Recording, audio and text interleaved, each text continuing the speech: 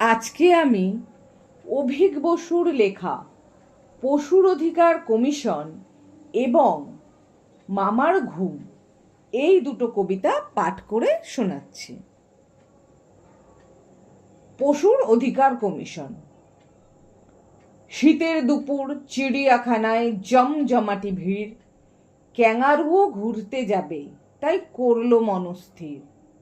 লিপস্টিকটি ঠোঁটে ঘষে, ফাউন্ডেশন মেখে, থলির ভিতর বাচ্চা পুড়ে জু গার্ডেনের লেকে।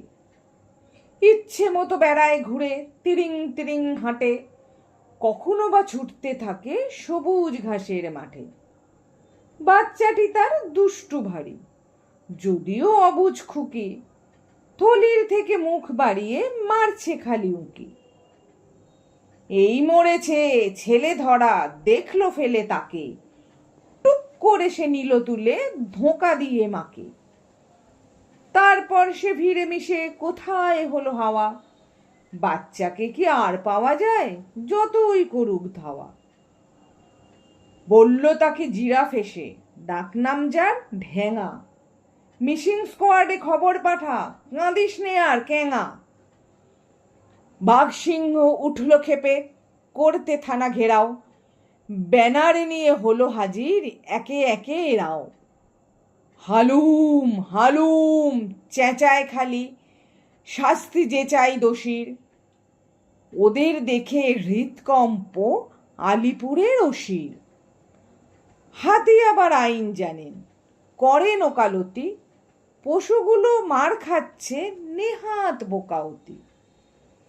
এই বিষয়ে উকিল হাতি শেষ কথাটি কন, পশুর দাবি রাখবে এবার পশু কমিশন।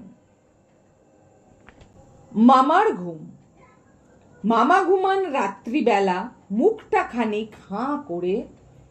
কালকে রাতে ঢুকলো মুখে নেংটি ইঁদুর ধাঁ করে। ঘুম ছুটে যায় অমনি মামার, মামিও ওঠেন তৎক্ষণাৎ। কাণ্ড শুনে বলেন মামি, কি করা যায় গভীর রাত। বুদ্ধি খেলে মামির মাথায়, তুড়ি মেরে তোলেন হাই। সুতোয় বেঁধে মামার নাকে রুটি দিলেন ঝুলিয়ে তাই। রুটির গন্ধ পেলেই নেংটি আসবে ফিরে নির্ঘাতি। ঘুমেতে চোখ জুড়িয়ে আসে, নিভিয়ে দিলেন তাই বাতি। ঝুলিয়ে রুটি ঘুমান মামা, মুখটি আবার ফাঁক করে। ঢুকলো এবার বেড়াল ছানা মামার মুখে তাক করে।